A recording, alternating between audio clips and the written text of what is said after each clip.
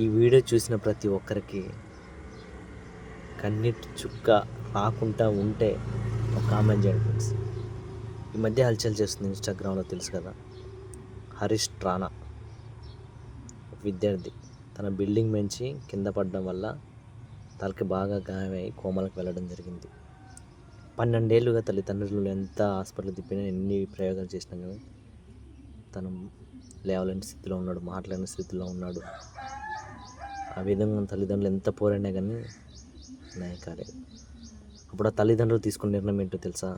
కారుణ్య మరణం. భారతదేశంలో ఫస్ట్ సారి కారుణ్య మరణాన్ని విధించింది కూడా ప్రపంచంలో మన భారతదేశం. ఎందుకంటారా?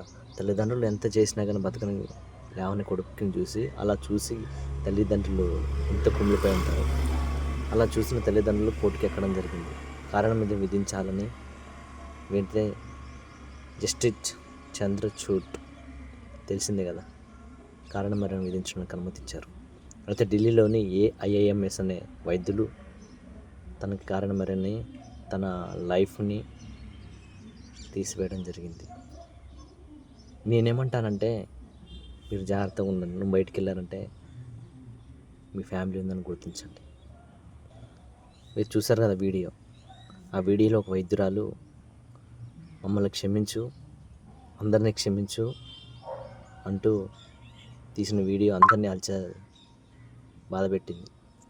పక్కన తల్లి, తన అక్క, కుటుంబ సభ్యులు అందరూ ఉన్నారు. తన ఆఖరి వీడియో చూస్తూ మాట్లాడలేక కారణ మరణానికి సిద్ధమైన హరీష్ రాణాకు కన్నీటి వీడ్కోలు. అందరూ ఒకసారి హరీష్ రాణాను ప్రశాంతంగా వెళ్ళు, మీ తల్లిదండ్రులకు మేము ఉన్నాం, సపోర్టు, భరోసా ఇవ్వండి కొంచెం ప్లీజ్.